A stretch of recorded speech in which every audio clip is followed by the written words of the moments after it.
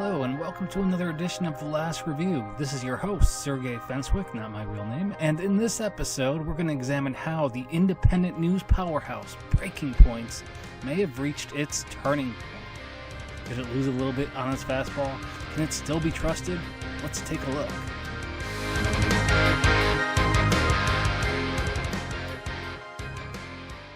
Good morning, everybody. Happy Monday. Welcome to Breaking Points with Crystal and Sagar. We have an amazing show for everybody today. I miss saying that, Crystal. What I know. Indeed we do. Guys, super excited. Welcome to Breaking Points. Listen, what we're trying to do here, we said this in our mission statement. We said this whenever we announced, which is that we truly believe in making everybody really hate each other less and hate the corrupt ruling class more. And I don't think there's ever been a more politically charged time in America. You know, we want to take the pieces of Rising that you all really responded to and that we thought were really important. And honestly, over the course of Rising, it went through a few different evolutions and iterations. It had different focuses at different times. But one through line was those sort of breaking points that underlie all of what's happening, whether it's in our political system, whether it's in housing, whether it's in the rise of sort of conspiracy theories.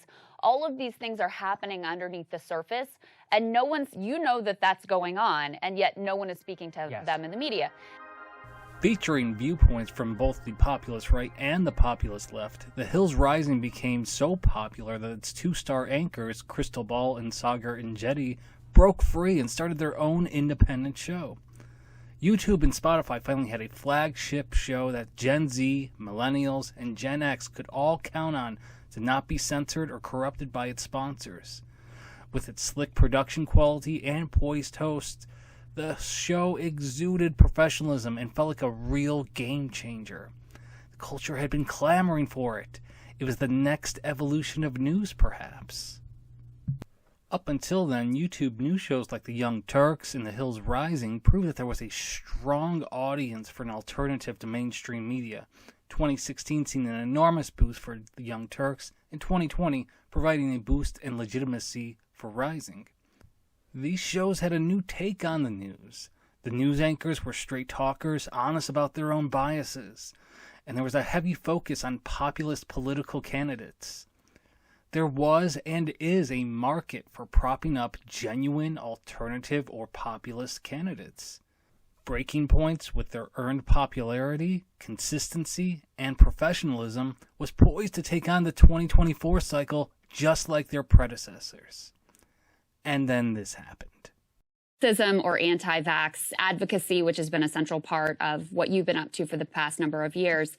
For me personally, it's an issue, and it's a real sort of red line. And I know I'm not alone in that, especially running in a Democratic primary. There are going to be other millions of people like me who have similar concerns. So how do you win them over? What's your message to people who think like I do? Well, but just tell me where you think I got it wrong. Well, I think you get it wrong when you draw a correlation between the rise of things like autism and the introduction of vaccines when there isn't hard scientific evidence tying those things together. How do you know? Let me ask you this. How do you know there's not a hard scientific evidence? Well, because the one major study that purports... what you're doing now, basically Crystal, fraudulently created... Listen, no. Hold on. You're but raising this issue. I don't want to get in a debate with you about this because you've spent your life pulling out this study. Now, I will tell you. Let me just tell you. Hundreds and hundreds and hundreds. Let me just tell you. I'm not. I've listened to hours of interviews with you with an open mind, and I'm not persuaded. Now, maybe I'm wrong. That's possible. I'll hold it out there. People can watch. I thought Megyn Kelly did a phenomenal interview with you that went through all these claims piece by piece by piece. I really encourage people to watch that whole exchange because we won't be able to do it justice here in the 5 minutes we have left. You have a lot of people who feel even more strongly than me who think that, Dr. Fauci is a hero and all of these things. How are you going to persuade them? How are you going to reach them? And what is your message to them? Well, first of all, I'm not leading with, my opinions about vaccines. But what I say to people is show me where I got it wrong. Show me where I got my science wrong. I've written books about this. I wrote a book about a link between thimerosal and autism that has, I think, 450 distilled scientific studies. And if I got something wrong, show me where it is. But I think people have shown you where things are wrong, but you don't want to hear it. Is because I've seen, numerous fact checks. Dr. Vinay Prasad, who we, really respect on the COVID vaccine. He went through your interview with All In. He did a fact check. I mean, it's not. And I did a fact check of Vinay, and you should read that. I will take a look at it. But I don't think that it's fair to say nobody has ever pointed out anything that's been wrong. And then this happened too. Differed. My approach would have been a science-based approach. Which means what? Which means the countries that were unvaccinated did much better than many of those countries, because there are a lot of different factors in various countries. So a lot of those countries, as you pointed out before, why do we have the highest death rate count in the world by far? I think there are a lot of factors that may go into that. One of them is the fact that we are disproportionately obese as a society. We have the negative health outcomes that you've been talking about. We don't go outside as much as countries, say, in Africa. I mean, watching this daily news show broadcast journalist, Crystal Ball, insert herself as a premise or topic of a question, her hit and run and interrupt tactics, and her bullying tactics in an interview with Robert Kennedy Jr. was shocking at first. Breaking Point's had a reputation for being diplomatic. Why do this? The series of mishaps did not need to happen. They had already won the game of business and life. Tens of thousands of premium subscribers paying $10 per month. They had a YouTube channel with just shy of 1 million subscribers. This same channel had hundreds of thousands and occasionally millions of views daily. Again, they already won. They got a presidential candidate polling at 20% inside their studio for an hour-long interview. This is what success looks like as a news organization. And if stoking the flames for alternatives generates clicks, being fair to Kennedy here would probably help all alternatives and boost breaking points going into the 2024 election cycle. However, Kennedy was not their chosen alternative. You see, just a couple months prior, they christened Marianne Williamson as the populist, progressive left candidate of choice. And just 10 days earlier, Marianne Williamson had officiated Breaking Point's host Crystal Ball's and guest host Kyle Kulinski's wedding. These entangled relationships likely made Breaking Points cross the line from being biased to having a conflict of interest. Let's examine the bias. Crystal Ball and future husband and occasional Breaking Points host Kyle Kulinski liked Williamson so much that they pleaded with her to run for president in the first place just last year. This was going to be their successor to Bernie Sanders, the independent media cash cow of the last two presidential elections. In fact, the bias was so strong that one Breaking Point's guest host, Ryan Grimm, penned an article about Marianne Williamson's TikTok prowess. And Crystal Ball had a whole segment dedicated to the same TikTok prowess and about how big of a threat Williamson was to Biden, and even implied that Biden or his people were trying to take her down. Williamson's view count at the time? 11 million views. Let's put 11 million views into perspective, shall we? My wife, Mrs. Fenswick, not her real name, put out a TikTok video about baking fruit to make holiday decorations. This video got 100,000 views. Look over here.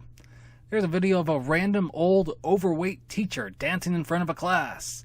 That also received 11 million views. Maybe he should run for president. This is all not to disparage Marianne Williamson, the person, or her political views. It's just that this type of promotion is not the work of serious people. So entertain me here for a moment. I'm going to try to convince you that you should run for president. I've heard you say that before. Okay. Well, I did a whole segment on it, and I enjoyed it very much. Try Marianne2024.com. There you go. Marianne2024.com. Let me check. Well, That's not it.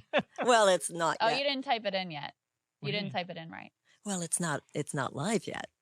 Yes, that's true too. 2024. All right. On that note, thank you for your time. Thank you very much. Congratulations. Thank you. It's quite something that you're undertaking. Instead of scrutinizing or explaining Williamson, Breaking Point's cheer-led her on.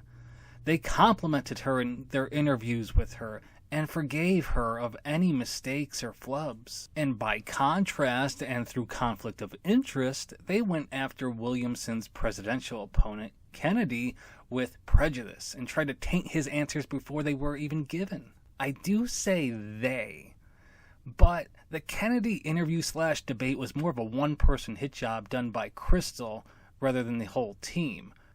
And as we know, she may have been defending the person who officiated her wedding. So why is she doing the interview? Why isn't Sagar taking the lead or going solo? He's off to the side, simmering, realizing that this debate has become a debacle. If only Kennedy had sat on the other side of the table so Sagar could take the lead in this interview. Maybe? No, it's still not working. Well, if only there were more chairs in the studio so they could switch seats and move around. Why couldn't there be more chairs in the studio?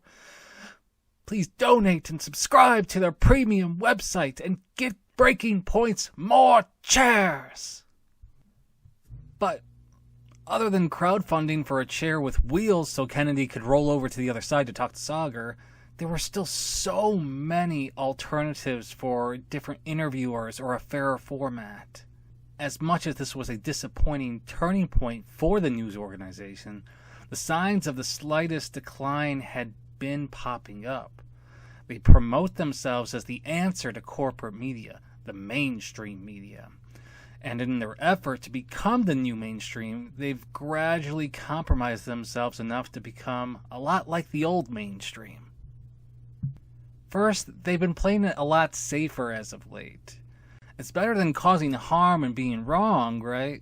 Still, they were slow or avoiding to tell the truth at all about the real costs of COVID or its vaccine's limited effects. They seemed to promote the war in Ukraine at first. And in both of these instances, they fell in line with the other news, the mainstream news, and they stayed in the safe lane before, and credit to them, before eventually releasing more skeptical and honest news about these two very important news stories. They succumbed to basic crony or corrupt influences they spoke out against. Crystal endorsed COVID shutdowns early on in the pandemic while being linked to investments in online distance learning. They give generous, beneficial segments to Tucker Carlson's, Sagar's old boss, as well as the aforementioned Williamson many, many times. Yes, they are open about many of their biases. That was an initial part of their charm. But at what point does that justify a lack of professionalism? They purport to be broadcast journalists, all right? Modern independent media has to reconcile this very soon because many broadcasters have ridden this wave of being open about where they come from and who they are to great success.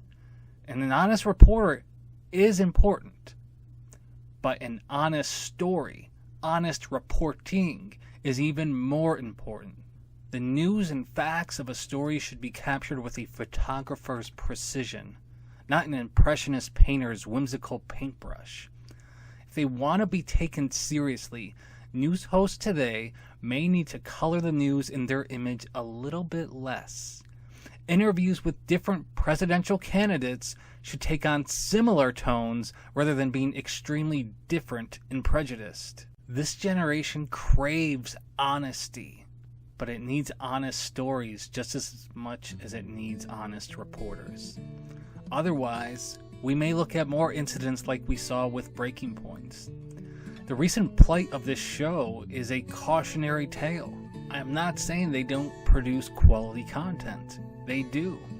They're still consistent and hardworking, but they've lost a little of the audience's respect. The audience will still watch the daily program and clips, but don't be surprised if they start clicking away a little faster if they get frustrated. Don't be surprised if they start clicking on other shows to get a different and maybe even fuller take. Thank you for watching or listening. Please like and subscribe and share this video with as many people as you want. I have a developing website and social media accounts, so you can subscribe to those too.